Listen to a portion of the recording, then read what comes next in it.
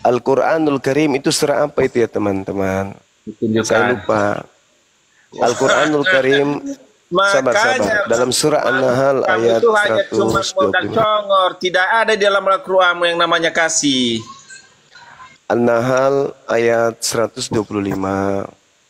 Apa yang dikatakan di situ? Yaitu serulah, ajaklah manusia kepada jalan Tuhan dengan hikmah Kasih dan yang saya bilang. pengajaran Kamu yang bilang tadi baik. agama kasih. Iya, iya, kasih itu apa bang? Kasih itu apa? Yang Kasih itu apa? tulisannya kan dikatakan agama kasih kamu bilang, tapi nggak Iya. ada. Di Al-Quran itu jangan agama kasih, surah kasih aja ada dalam Al-Quran. Surah. Yang ada dalam Al-Quran itu apa katanya? Itu surah kasih. Persembahannya. Surah Itu kasih aja. dalam Al-Quran. Kalau di Bible ada nggak surah kasih? Nggak ada kan? Surah kasih yang Kalau di mana? Ar-Rahman. Ar-Rahman. Itu Ar-Rahman itu artinya surah kasih. Ngarang-ngarang. Surah kasih Ar-Rahman. Ar-Rahman itu artinya kasih, Bang. Gimana sih lu? Ar-Rahman Itu Ar-Rahman itu artinya bahasa Arab kan? Berarti kasih Artinya dapat apa? Indonesia. Ya. Ar-Rahman itu artinya maha kasih. Maha kasih. Tapi yang saya tanya kan, di mana di dalam Al-Quranmu mengajarkan orang ajaran kasih?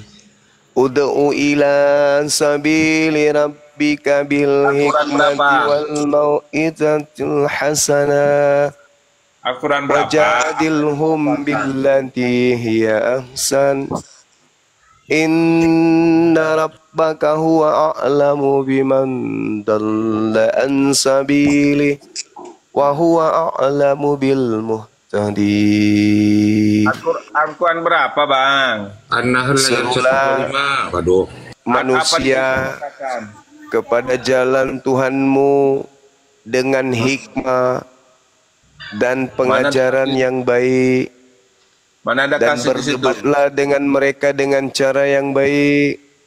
Sesungguhnya Tuhanmu, dialah yang lebih mengetahui siapa yang sesat di jalannya, dan dia lebih mengetahui siapa yang mendapat petunjuk. Jadi Al-Quran menuntun kami, Mana yang kasih di situ yang saya tanya? Enggak ada bahasa. menuntun kami untuk mengajak manusia kepada jalan Tuhan dengan cara yang baik. Kalau yang baik Kasih. yang kamu katakan itu baru benar, tapi yang kamu ajarkan tidak ada, tidak sesuai, Bang, dengan ajaran manusia. Lah kamu diajarkan menyembah Tuhan yang benar. Bagaimana itu kami kasih. percaya menyembah Bang Muhammad menyuruh orang mencium-cium batu? Daripada Muhammad menyuruh orang meminum kencing onta.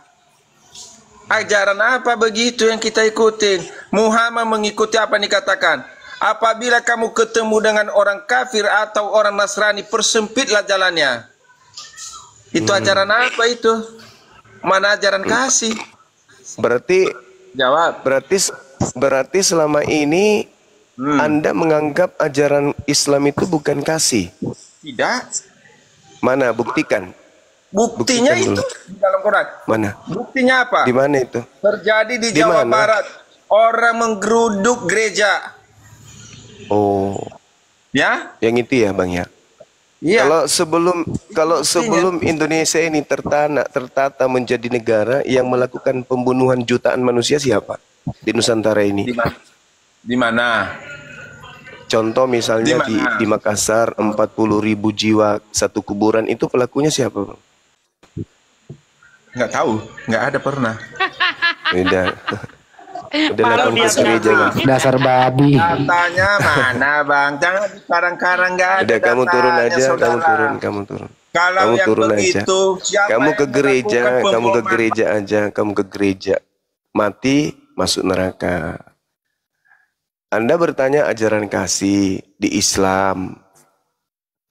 Di Islam diperintahkan mengajak manusia kepada jalan Tuhan dengan hikmah dan pengajaran yang baik. Ada nggak di dalam agamamu data seperti itu? Yang ada dalam agamamu itu, beritakanlah Injil kepada seluruh makhluk, baptislah dalam nama Bapa, Anak, dan Roh. Ada nggak disuruh perintahkan mengajarkan dengan cara baik? Di mana dalilnya? Ajaklah manusia kepada jalan Tuhanmu dengan jalan hikmah dan pengajaran yang baik, dan berdebatlah dengan manusia dengan cara yang baik. Ada nggak dalil seperti itu di dalam kitab saudara? Ada bang, ajaklah mereka masuk ke dalam rumahku, paksalah mereka, rumahku harus penuh.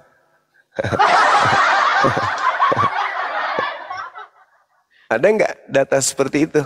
Ajarlah orang menjadi Kristen dengan cara yang baik. Ada nggak? Ada Bang Juma. Apa? Ya. Beritakanlah Bible ke segala makhluk. Yang percaya dibaptis, yang tidak percaya dihukum.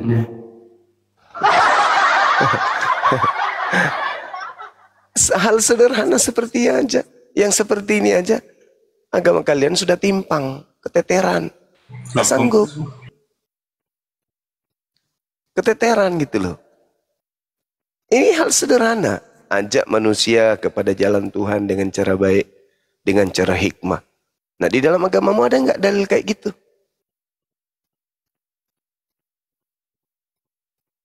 Ada nggak?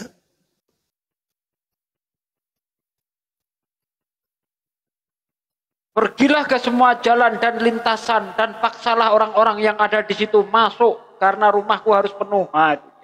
Ada bang?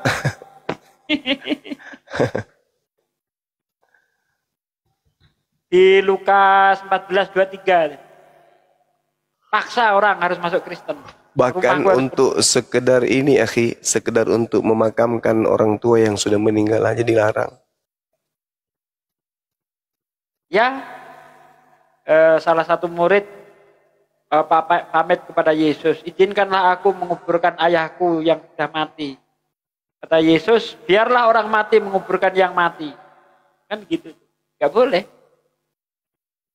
Yang satu lagi ngomong apa? Izinkan aku pamit terdahulu. Barang siapa yang mengikut aku lalu noleh ke belakang, dia tidak layak bagiku. Nah, kan gitu. Iya, betul. Benar sekali teman-teman sekalian. Jadi Islam ini mengajarkan kita untuk mengajak manusia untuk menuju kepada jalan Tuhan dengan cara yang baik. Parahnya, Yesus memberikan penggarisan tuh. Di dalam Matius 5 nomor 19, barang siapa yang meniadakan hukum Taurat, meskipun yang paling terkecil, lalu mengajarkan kepada orang lain, maka dia akan menempati tempat terhina dalam kerajaan langit alias neraka. Itu yang tertuang di dalam kitabnya saudara kita Kristen. Nah, sekarang orang Kristen ini diajar nggak untuk meniadakan hukum Taurat? Diajar oleh Paulus. Nah, diajar oleh Paulus. Berarti mereka tempatnya nanti di mana? Neraka, Paman. Barang siapa menghilangkan satu titik dari hukum Taurat kemudian mengajarkan kepada orang yang lain, paling terkecil, maka dia akan menduduki kerajaan terendah dari dalam kerajaan surga. Neraka dong. Neraka lah, mau kemana lagi? Nah, itulah. Mereka sadar itu.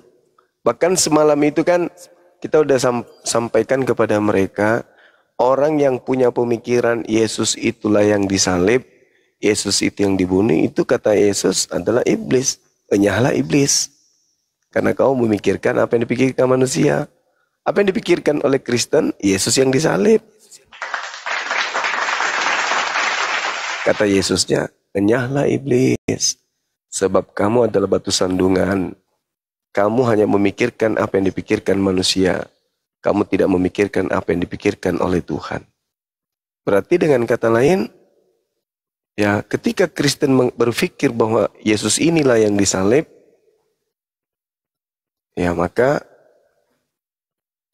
mereka dikategorikan dengan sebutan iblis. Gitu. Kasihan sih, kasihan. Nah oleh karena itulah karena kasih kepada mereka, maka kita ada di sini supaya mereka kemudian itu tidak masuk neraka. Itu.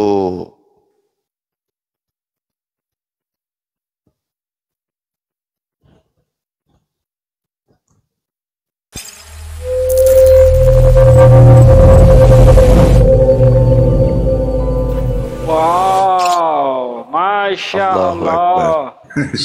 Allahu Akbar. Luar biasa sahabat kita ini ya. Silakan dinaikkan kalau ada onyeng di bawah. Kalau Siap.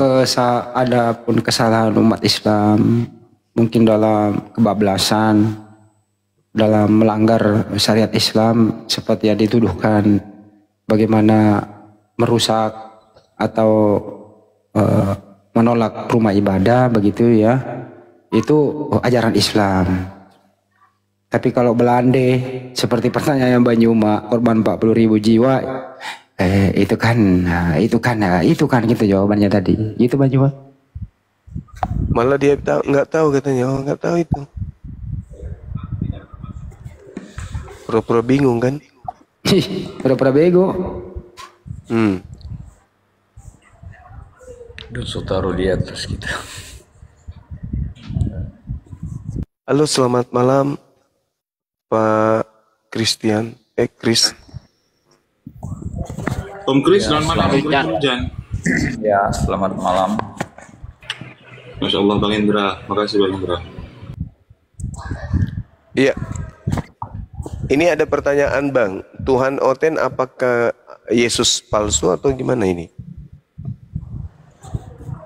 Ya, Tuhan Oten tidak palsu, yang palsu. Tapi Kristus asli. Naik Bang Brutus. Lah, Kristus asli lah. Yang palsu berarti itu manusia yang Bang?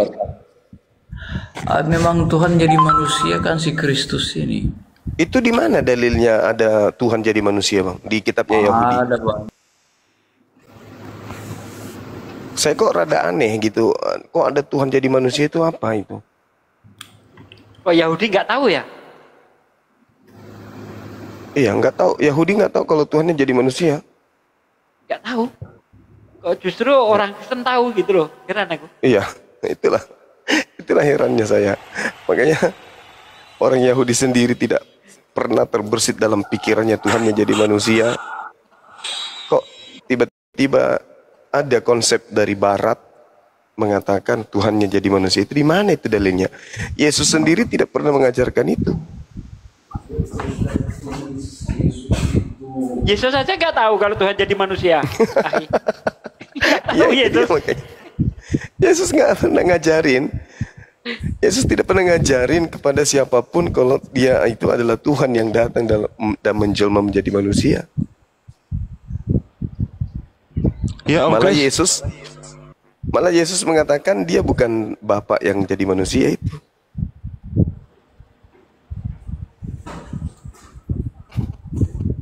Entah bisikan apa dari mana ini teman-teman Kristen mengatakan Tuhan jadi manusia itu. Silakan Om Chris Walojan, atau saya sapa dulu sahabat saya Bang Tuan Raja Kalimantan, Bang Raja Bintang atau Bang Lotus. Selamat malam, Assalamualaikum. Assalamualaikum Ustaz. Iya, waalaikumsalam. Gimana kabarnya? Assalamualaikum. Ya, sudah satu komal dengan Gurunda ya. Iya. Ya. Ikut gabung Bang Jan. Silakan. Iya. Lanjut. Ada pertanyaan boleh? Lanjut Bang. Ya, bisa nanya kan.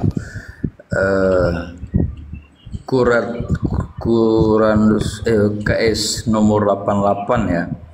Judulnya pembalasan itu nomor 22 dikatakan, dan datanglah Tuhanmu sedang malaikat berbaris-baris. Itu yang dimaksud oleh kitab kalian ini, datanglah Tuhan itu Tuhan yang mana? Berserta dengan malaikat-malaikat. Itu surah apa itu Bang? Ya. Al-Qasiyah atau apa itu? KS nomor 88 ya. Ada kalimat dikatakan, dan datanglah Tuhanmu sedang malaikat berbaris-baris. Itu Tuhan yang mana akan datang menurut kitab kalian ini? Ya, Tuhan itu cuma satu. Ya, Islam itu Tuhan itu. Silakan Bang, silakan. Bentar ya. Tuhan itu di Islam itu cuma Tuhan itu satu Bang, enggak 5, enggak 7. Tidak seperti di Kristen Tuhannya 3. Kalau di Islam itu Tuhan itu cuma satu. Insyaallah, makasih Bang Raja Bintang. Ini.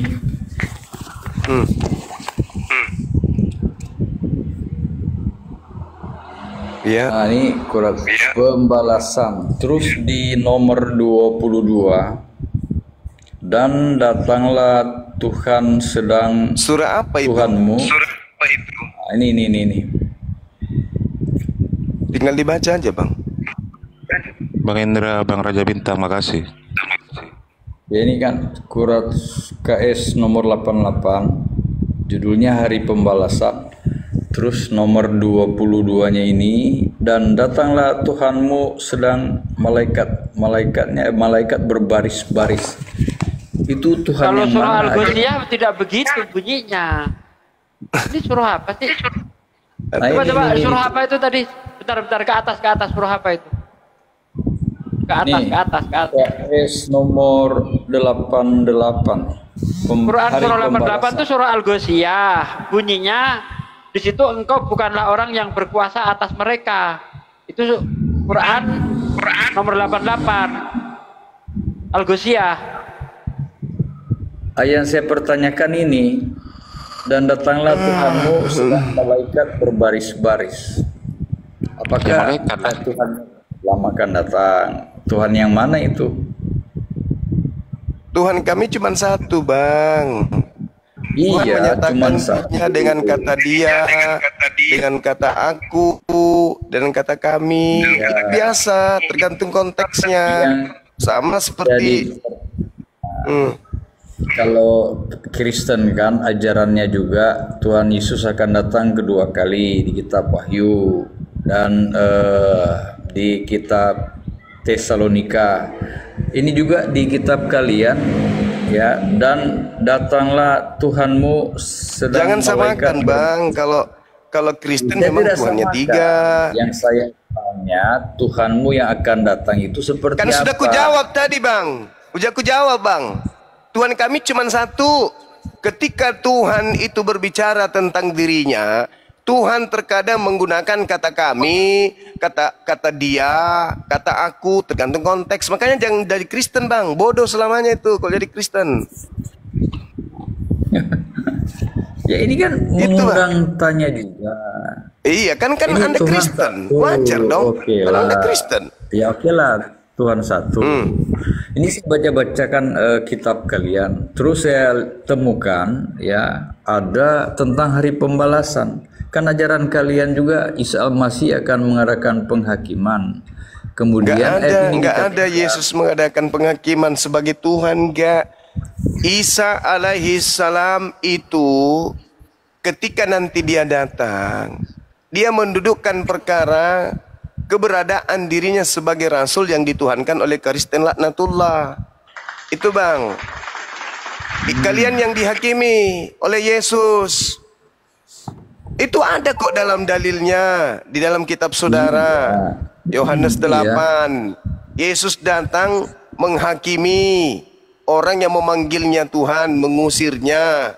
Kami apa dasarnya dihakimi? Enggak ada dasarnya. Karena dia diutus kepada Bani Israel.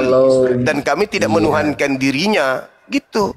Ini bukan persoalan Tuhan. Ini persoalan Isa anak Maria ini akan datang untuk menghakimi orang yang hidup. Menghakimi Kristen.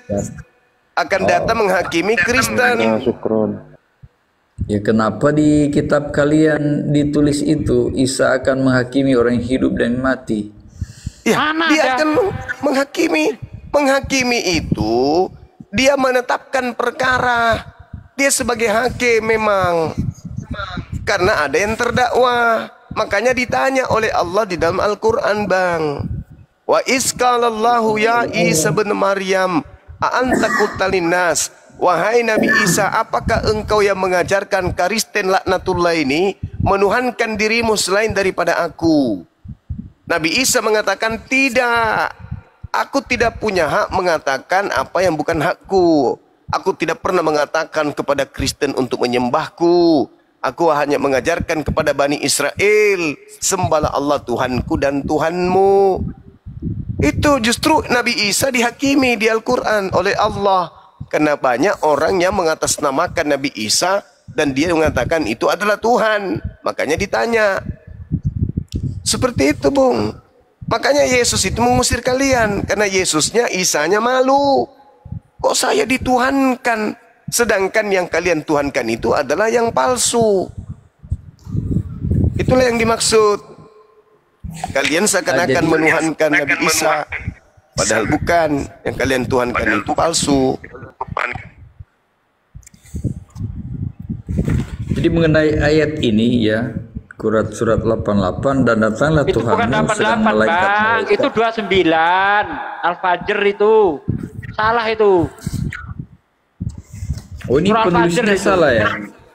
Ini salah itu, penulisnya salah bukan ya? surah 88 itu, bukan surah Al-Fajr itu. Ceklah kalau nggak percaya. Oh, ini orang Islam yang nulis, yang terjemahkan juga. Iya, itu surah Al-Fajr itu 89 bukan 88 bang. Ceklah yang benar. 8889. 89 Al-Fajr itu. Coba di ayat 22 itu. Ini nggak ada 89-nya, cuma 88, ini 87. Quran itu sampai 114 bang. Masa nggak ada 89 gimana? Nggak ada 89. Quran, surah Al-Quran itu surahnya sampai 114. Maka buka di Quran yang aslinya deh. Itu apa itu? Kalau nggak salah Iqra itu ya.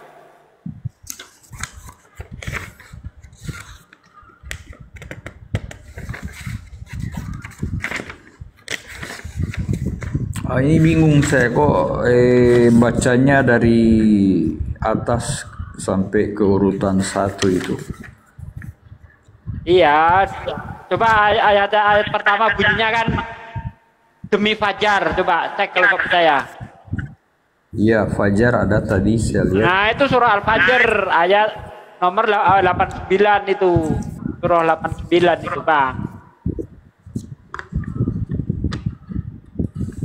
Itu bercerita tentang apa? Akhirat bang. Iya. Penghakiman di akhirat nanti itu.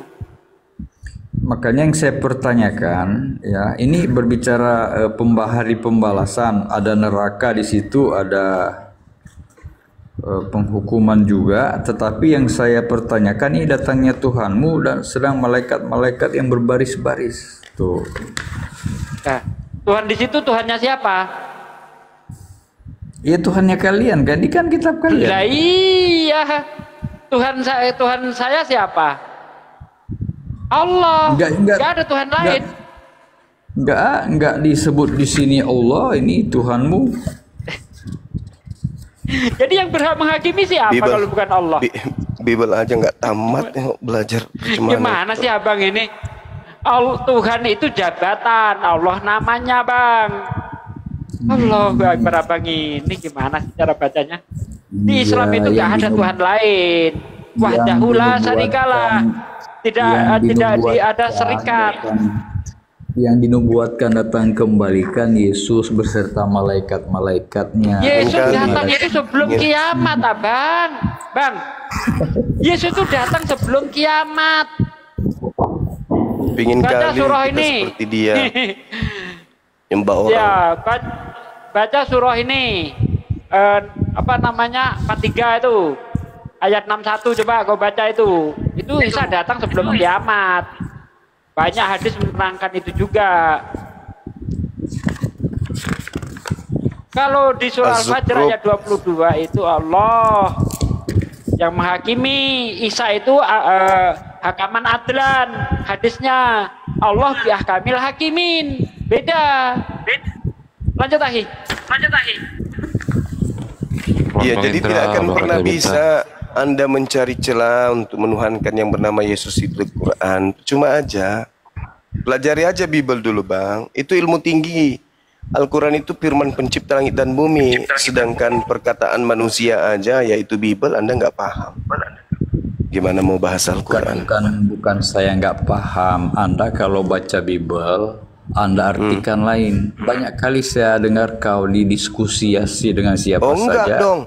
Anda artikan lain. Bukan saya artikan lain. Tapi arti yang sesungguhnya berlawanan dengan doktrin gereja gitu loh Bang. Sekarang mari kita buktikan. Percaya ndak Anda kalau Yesus pernah berkata akan datang Yesus palsu? Itu dulu.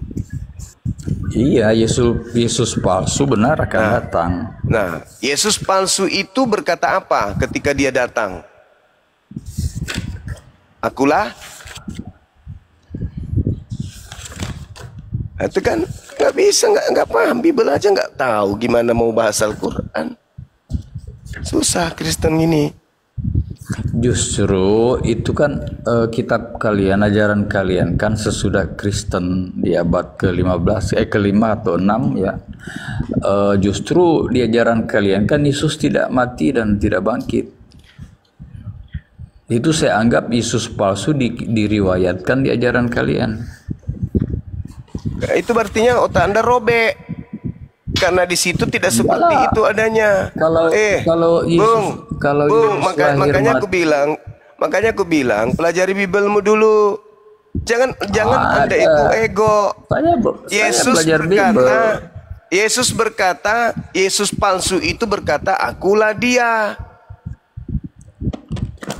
Di mana Anda temukan kata akulah dia di dalam Al-Quran? Yang kau sembah itulah yang ditangkap. Mengaku akulah dia, makanya dia ditangkap karena dia mengaku Yesus, padahal dia bukan Yesus.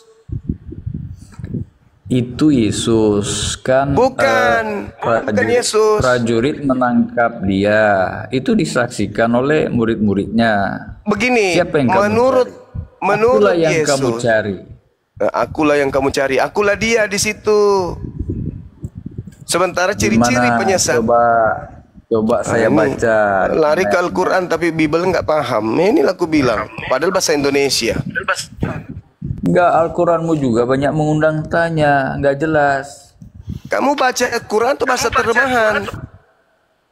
Loh, gimana orang mau tahu ya itu bagimu. Itu bagimu karena kamu manusia terjemahan. Beda dengan Al-Quran. Tidak semua Islam tahu bahasa Arab kok. Hanya bisa buktinya umat Islam tidak ada yang murtad karena dia baca Quran, baca terjemahan. Banyak yang murtad. Siapa di Indonesia ini yang murtad karena baca terjemahan? Siapa? Banyak. Kebiasaan Paulus kau bawa-bawa. Suka berbohong, menipu. Udah tua tapi suka nipu. Sekarang kau bahas aja itu kitabmu tuh. Yang dikatakan akulah dia itu siapa? Ada nggak makhluk yang mengaku akulah dia selain yang ditangkap itu? Ada nggak? Iya, kalau Yesus bicara menampakkan diri itu. Iya nggak? Aku tanya dulu. Ada nggak manusia yang mengaku akulah dia selain yang ditangkap itu, yang disalib itu? Ada nggak? Ya di mana dia ketemu dia katakan akulah dia. Ya itu di Yohanes 18 itu. Mau belajar pura-pura bertanya. Jangan gengsi Bang. Jangan gengsi. Bukan gengsi. Ya Yohanes 18 nomor 5 itu coba Anda baca. Itulah kan manusia satu-satunya yang mengaku Yesus. Ya. Judulnya Yesus ditangkap. Setelah ya itu Yesus siapa yang bikin judul? Siapa yang bikin judul? Lah ini kitab kami. Ya itulah seperangkat semua penyesat itu sekelompok dengan kalian. Kami yang mengulas isi di Biblemu, kawan. Bahwa penyesat itu menurut Yesus untuk menjelaskan kemudian siapa penyesat itu, Yesus menguraikan penyesat itu mengaku akulah dia. Satu-satunya manusia yang mengaku akulah dia yang ditangkap yang kau tuhankan itulah. Jangan kau selewengkan satu perikop. Saya tidak menyelewengkan, saya berbicara fakta. Coba saya baca, dengar baik-baik. Silakan. Silakan kau baca. Setelah Yesus mengatakan semuanya itu, keluarlah ia dari situ bersama-sama dengan murid-muridnya, dan mereka pergi ke seberang sungai Kidron. Di situ ada suatu taman, dan ia masuk ke taman itu bersama-sama dengan murid-muridnya. Yudas yang mengkhianati Yesus tahu juga tempat itu, karena Yesus sering berkumpul di situ dengan murid-muridnya. Maka datanglah Yudas juga ke situ dengan sepasukan prajurit dan penjaga-penjaga bait Allah yang disuruh oleh imam-imam kepala dan orang-orang Farisi, lengkap dengan lentera, sulu dan senjata. Maka Yesus yang tahu semua yang akan menimpa dirinya, maju ke depan dan berkata kepada mereka, "Siapakah yang kamu cari?" Jawab mereka, "Yesus dari Nazaret." Katanya kepada mereka, "Akulah dia." Terkenapi enggak? Yudas yang mengkhianati dia berdiri juga. Terkenapi enggak? Lah ini kan Yesus, bukan bicara akulah dia, bukan Siapa Yesus. siapa yang bilang bahwa itu Yesus beneran? Siapa yang mengatakan bahwa yang keluar dari persembunyian itu adalah Yesus beneran? Siapa yang katakan itu? Dari awal itu Yesus menyatakan semuanya itu. Jadi ini Yesus yang bicara. Pertanyaan saya, siapa yang menyatakan bahwa Yesus keluar dari persembunyian? Lalu bertemu dengan Yudas dan kawan-kawan itu, siapa yang menyatakan itu? Yesus kah? Kan Yesus akulah dia. Kemudian itu penyesatnya, yang mengaku akulah dia itulah penyesatnya. Iya, Yudas ini lain. Ini Yesus yang bicara dengan prajurit. Itu pengantar, saudara. Itu pengantar pengarang Yohanes yang bukan murid Yesus. Penulis Yohanes itu bukan murid Yesus. Yang menyusun cerita-cerita itu, dia mengambil rangkaian percakapan itu kemudian di dalam bentuk penelitian dari kesaksian, lalu disusunnya menjadi cerita. Yang kita ambil di situ adalah sosok yang mengaku akulah dia, yang mengaku Yesus itu. Nah, inilah Anda semua ya. Anda itu sering memutarbalikkan ya. Ya saya bertanya selanjutnya sama Anda, saudara, saya kan bertanya, siapa yang menuliskan cerita itu? Siapa yang menyusun cerita itu? Bahwa Yesus, kalau muridnya yang menulis. Muridnya dari mana? Dari mana muridnya menulis? Buku Yohanes itu, Pak, bukan tulisan murid Yesus. Itu orang lain. Ya itu menurut Anda. Itu menurut Bible. Astagfirullahaladzim, ya Allah ya Karim. Bible sendiri yang nyatakan bahwa pengarang Bible Yohanes itu bukan murid Yesus. Tertulis di mana? Kalau pengarangnya menulis tentang cerita dari murid Yesus itu Yohanes itu sendiri gimana? Bukan. Baca Yohanes 21 nomor 24. Bukan Yohanes anak Zebedeus yang menuliskan. Coba Anda baca. Yohanes 1. Jadi buku 21. Yohanes 21 nomor 24. Bukti bahwa yang menulis Bible Yohanes itu bukan murid Yesus. Jadi yang menyusun tadi cerita seakan-akan Yesus yang berkata akulah dia itu orang yang tidak dikenal. Nah, hikmah yang harus dipetik di situ adalah orang inilah yang mengaku akulah dia. Dialah yang ditangkap, dialah yang disalibkan, dialah yang Kristen sembah, yang adalah penggenapan dari Yesus palsu tersebut. Berarti yang kalian sembah adalah Yesus palsu, makanya kalian diusir sama yang asli nanti. Yohanes 21 nomor 24. Nomor 24. Ya. Dialah murid, kata penutup, dialah murid yang memberi kesaksian tentang semuanya ini dan yang telah menuliskannya.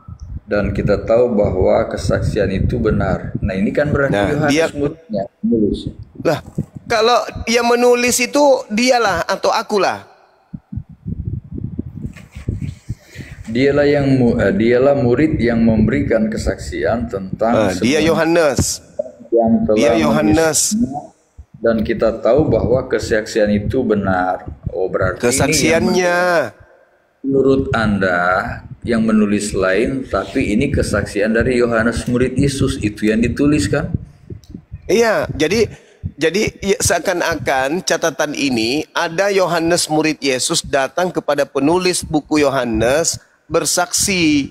Jadi yang menulis buku Yohanes ini itu bukan murid Yesus, bukan Yohanes. Ya kalau dia menulis sesuai dengan kesaksian dari Yohanes itu gimana? Lah, bagaimana bisa ditahu kalau itu benar atau salah? Nah itu, jadi bagaimana kita bisa tahu kalau itu tulisannya itu betul? Sementara kita tidak tahu siapa yang menulis. Emang yang menulis siapa? Gak ada yang tahu. Penulis buku Yohanes itu gak ada yang tahu. Gereja awal mula aja gak ada yang tahu. Nah ini kan dia menulis tentang kesaksiannya itu benar. Berarti ya, siapa kalau itu bang yang menulis bang? Siapa yang menulis? Nah, terus siapa yang nulis? Kan nggak kita tahu siapa yang nulis. Kalau dikatakan kitab Yohanes, siapa yang nulis? Ya kan itu belakangan bang dituliskan Yohanes. Lukas yang nulis. Nah ini Yohanes yang nulis berarti kan? Oh, nah tadi kan sudah Anda baca Yohanes 21. Masih juga. Iya. Kalaupun Yohanes berbicara dialah adalah dirinya sendiri gimana? Bah, itu nggak mungkin.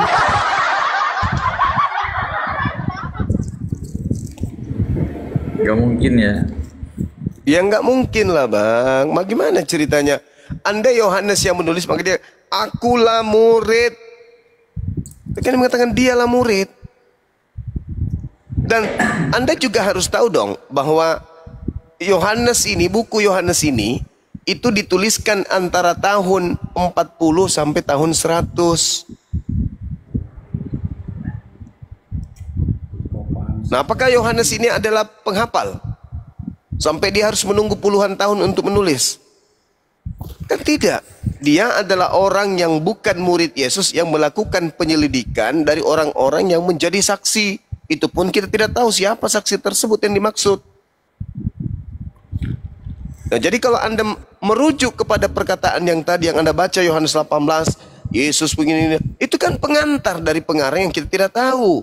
Yang kita petik di sana adalah Yesus berkata kepada muridnya, waspadalah kepada penyesat yang datang kepadamu dengan memakai namaku dan berkata, akulah dia. Nah, satu-satunya kandidat adalah yang disalib itu.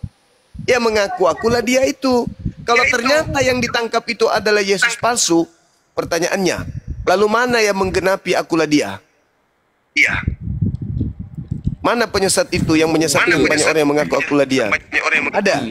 Dituliskan, diriwayatkan di sini Yesus yang mau ditangkap. Di situ ada Yudas yang mengkhianati, yang mengaku akulah dia kan Yesus.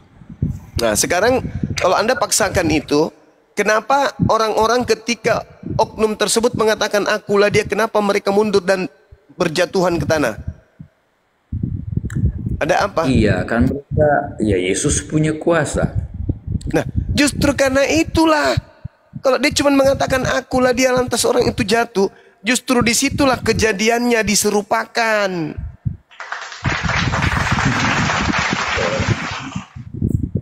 This is the disciple. Ini dialah muridku. This is the disciple. Itu saudara. Jadi cobalah ditelaah lagi. Yesusnya berkata, penyesat itu berkata, akulah dia. Dia akan datang dengan memakai namaku. Dia datang berarti oknum ini datang mengatakan akulah Yesus, akulah dia. Jadi orang-orang itu percaya, oh dia Yesus. Disesatkanlah orang-orang itu. Padahal ternyata yang mengaku akulah dia, yang mengaku Yesus itu bukan Yesus. Orang banyak itu siapa yang disesatkan kata Yesus? Ya Kristen, siapa lagi? Ya Kristen. Kan Yesus mengatakan, waspadalah kepada penyesat yang datang kepada kalian, datang kepada kamu, yang memakai namaku dan berkata akulah Mesias. Jangan kau percaya, dia akan menyesatkan banyak orang. Kalau bukan Kristen lalu banyak orang pengikut Kristus yang palsu itu mana? Kan cuma satu kelompok di atas muka bumi ini yang mengaku diri mereka sebagai pengikut Kristus, yaitu Kristen. Dia di sini kan bukan mengajar, dia ini mau ditangkap. Kalau dia mengajar, dia mengaku akulah Mesias yang mau mengajar. Nah, menceritakan tentang sesuatu yang berbeda dengan apa yang dialami Yesus. Nah, itu yang bisa dikatakan palsu. Bukan, saudara, bukan. Makanya jadi, ketika nah sekarang begini aja deh. Taruhlah yang ditangkap ini adalah Yesus asli. Lalu Yesus palsu yang datang kepada murid Yesus itu Yesus yang mana? Kan Yesus palsunya wajib hukumnya datang kepada Yesus, murid Yesus. Nah sekarang kalau Yesus yang asli ini yang disalib, lalu Yesus palsu yang datang kepada muridnya menyesatkan muridnya itu yang mana? Yang mengatakan akulah dia. Om Kris dibuka, Om Kris. Saya sengaja mute karena doubling sampean, Om Kris. Dibuka mute-nya, Om Kris, gantian. Iya, di mana juga Yesus mengatakan akan ada Mesias yang mengaku akulah dia, di mana ayatnya itu? Lukas 21 nomor 8. Lukas 21 nomor 8.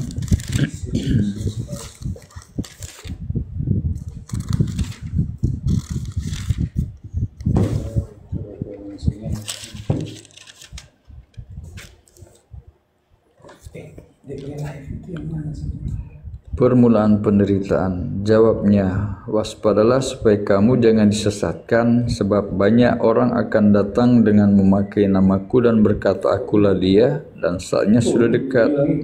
Janganlah kamu mengikuti mereka. Ini berbeda maksud dengan apa yang Anda sampaikan di Yohanes tadi. Jadi akulah dia dan saatnya akan datang, janganlah kamu mengikut mereka. Ini Yesus kok ditangkap, bukan berbicara dia mengajar. Kalau ada Yesus lain mengajar, ya, nah itu berarti itu mengajarkan kepalsuan. Di sini jangan kamu mengikuti mereka.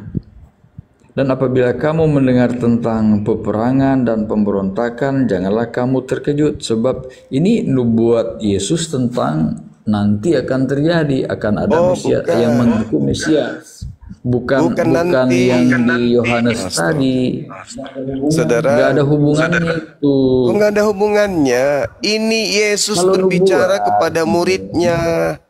Iya betul. Ini kan kenapa Anda berbicara nanti? Emang muridnya usianya sudah berapa tahun? Masih hidup muridnya? Nah, ini kan Yesus bernubuat tentang zaman akhir di mana akan ada Mesias palsu, bukan itu berbicara bukan zaman akhir, itu permulaan penderitaan, kawan. Iya, waktu dia ditangkap akulah dia itu sebenarnya bukan nubuatan di Lukas 20 ini, 21 ini. Ini Yesus berpesan. Aduh. Ini muridnya dipesan bahwa muridnya akan bertemu dengan Yesus palsu. Bila manakah itu akan terjadi? Nah, kalau bila manakah nanti? Kalau itu akan terjadi, jawabnya waspadalah supaya kamu jangan disesatkan. Sebab banyak orang kamu itu siapa? Datang. Kamu itu siapa? Banyak orang akan datang, ya. Ya memang banyak orang datang ke Ananias, datang kepada Paulus, datang kepada penulis di Pulau Patmos, datang kepada Maria di dalam kuburan, datang kepada pengarang Markus. Tapi memang banyak orang, bukan cuma satu orang yang mengaku Yesus. Jangan kita salah ya menafsirkan itu ya. Anda yang salah, Bang. Anda yang salah, bukan saya. Permulaan penderitaan ya. Astagfirullah. Ini ada hubungannya nubuat akan, kan ini dikatakan ia berkata kepada mereka bangsa akan bangkit melawan bangsa. Ini kan nubuatan itu terjadi.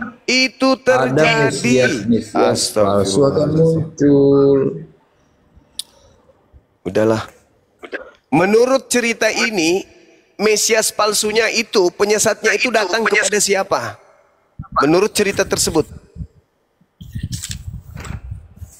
Ya, kalau namanya nubuatan itu kan berbicara waktu yang panjang ke depan, ya. Oh, ini berarti murid Yesus, dengar. Berarti murid Yesus masih hidup sampai hari ini? Iya, murid Yesus kan berlanjut dari murid pemuridan dari 12 rasul, kemudian muncul murid-murid. Saya nyerah. Saya nggak sanggup sama setan diskusi, saya nyerah. Turunkan saya atau dia yang diturunkan. Udah hilang dia.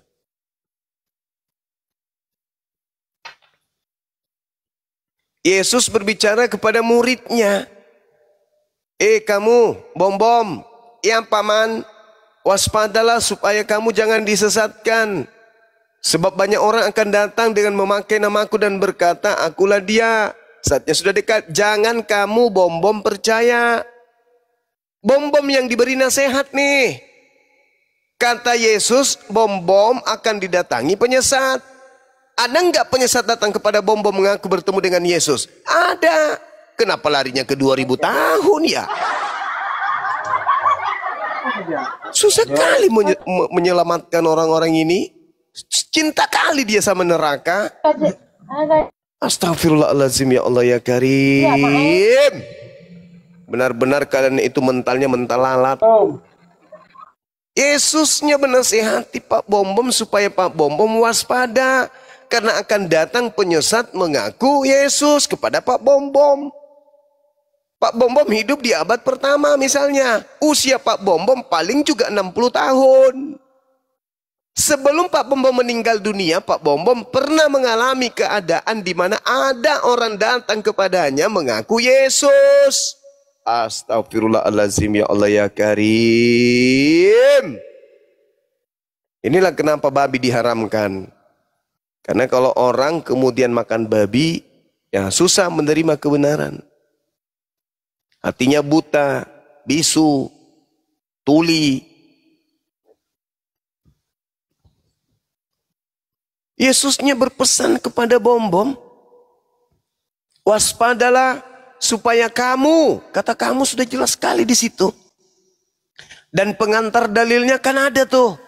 Dan murid-muridnya bertanya kepada Yesus, Guru, bila manakah itu akan terjadi? Nah, berarti ini cerita antara Yesus dan gurunya, dan muridnya.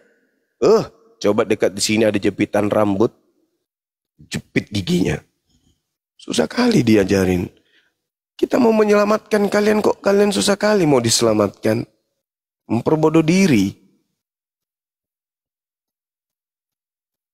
Ibarat seorang dosen berbicara kepada mahasiswa, kemudian lewat Pak Bom-bom naik sepeda kumbang. Berkatalah dosennya di situ, anak-anakku sekalian, kalian harus waspada. Sebab banyak guru-guru palsu yang akan mengajarkan kalian rumus-rumus fisika yang berbeda dengan rumus ilmiah. Wah, Pak Bom-bom bergegas pakai sepedanya, kencang-kencang pulang ke rumah, kunci pintu, kunci jendela, periksa-periksa buku-bukunya semuanya. Ditanya, kau kenapa rupanya? Tadi ada nasihat, ku dengar untuk waspada kepada guru palsu, karena ada yang memasukkan rumus-rumus kimia tapi tidak sesuai dengan ilmunya. Itu di mana? Diucapkan, aku dengar seorang guru berbicara kepada muridnya dalam kelas. Kamu bukan murid dari sekolah itu, ngapain kau sibuk, koclo? Ada gila-gilanya memang orang-orang ini. Yesus berbicara kepada muridnya, mereka yang merasa.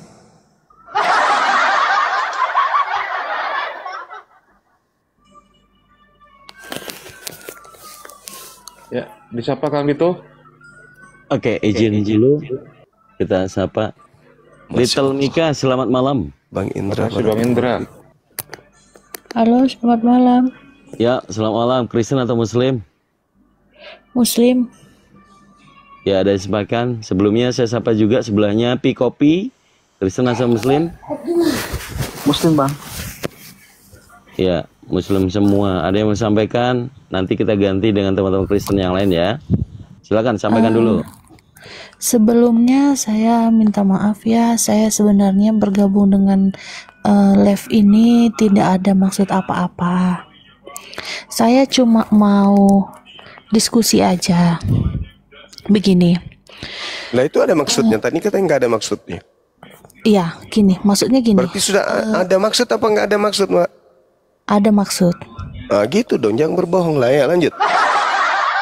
Ya gini maksudnya, Bang Juma ini kan sudah sering ditonton nih oleh suami saya, ya kan? Iya, iya. Oleh suami saya hampir setiap hari lah beliau menonton live Bang Juma. Dan beliau ini sangat meneladani cerita-cerita dan live Bang Juma. Ya, alhamdulillah. Maksud saya begini. Saya sering dengar Bang Juma ini berdebat antara agama yang lain atau dengan agama Islam gitu kan. Tapi bagaimana dengan suami saya sendiri yang agamanya jelas-jelas Islam tapi tidak baik dengan keluarganya gitu. Dan saya yang mau saya pertanyakan, yang nanti jadi pertanggungjawaban dia di akhirat nanti kan itu amal dia dengan istrinya, dengan keluarganya. Jadi bagaimana dia meneladani orang lain sedangkan dirinya sendiri dengan keluarganya tidak baik gitu. Di luar konteks ini, di luar konteks Islam dan Kristen, saya nggak ada urusan ke situ. Yang saya mau tanyakan, kenapa suami saya meneladani hal-hal yang dia sendiri saja tidak bisa perbaiki dengan dirinya, mengapa dia harus mengurusi agama orang lain gitu? Jadi berbeda dengan orang ceramah dengan lintas agama. Kalau lintas agama itu membentengi akidah supaya orang Islam tidak murtad. Kalau ceramah memperbaiki akhlak, memperbaiki tata cara ibadah. Itu bedanya. Makanya apologetika itu punya kemudian pasar sendiri ketika mereka berdialog, sasarannya itu adalah non-muslim. Bagi mereka yang muslim yang mendengarkan, berarti mereka yang ingin berislam secara pikiran, berislam secara logika, menetapkan pondasi keislamannya bahwa Islam itu ternyata adalah agama benar. Kalau ternyata tidak bisa memperbaiki rumah tangga, berarti ada yang perlu diperbaiki di situ. Misalnya nih, mungkin istri sudah nggak cantik lagi, mulutnya bau, sering kentut di samping suami, atau dicurigai kemudian istri ini selingkuh, sampai suaminya pun tidak memperhatikan lagi istrinya yang kurang ajar, malas makan, taunya cuma nyerocos, menggosip, dan gaji suami dipakai hura-hura, dan seterusnya. Atau pernah istri ini memberikan kesan yang negatif terhadap sang suami, sehingga suami lebih suka mendengarkan Bang Zuma daripada melihat muka istri di mana mukanya berkerut terus. Gitu. Karena setahu saya, orang-orang yang mendengarkan dunia apologet ini justru mereka yang tadinya dimarahin sama bininya, tapi lama-lama bininya juga ikut nonton. Akhirnya mereka tertawa bersama, rangkulan dengan suami istrinya, mereka sholatnya berkualitas, yang tadinya putus-putus sholatnya.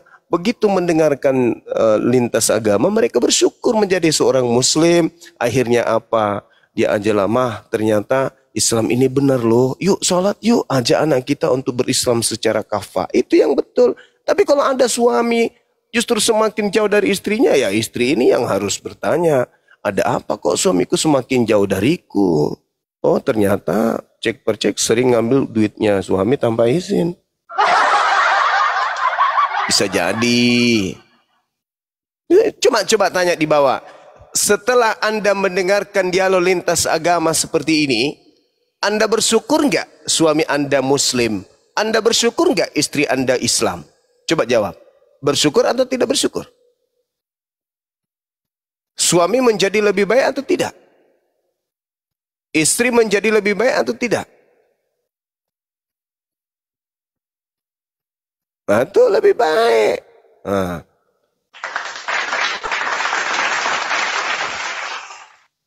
Alhamdulillah, kan gitu. Artinya apa? Suami istri membentengi akidah. Jangan mau kita dianggap agama itu sama. Jangan mau dianggap bahwa semua agama itu benar. Jangan. Kita yang paling benar. Sholat yuk, ibadah yuk. Ternyata Islam ini alhamdulillah kita lahir dalam keadaan Islam. Karena kita sudah tahu ternyata ini pemisahnya nih. Ternyata mereka itu menyembah bukan Tuhan. Kan gitu poinnya. Saya curiga malah kalau ada orang bertanya seperti itu, jangan-jangan dia adalah misionaris yang pura-pura masuk Islam, kemudian begitu dia terjebak dalam keluarga Islam, dia ingin murtadkan suaminya tapi nggak berhasil.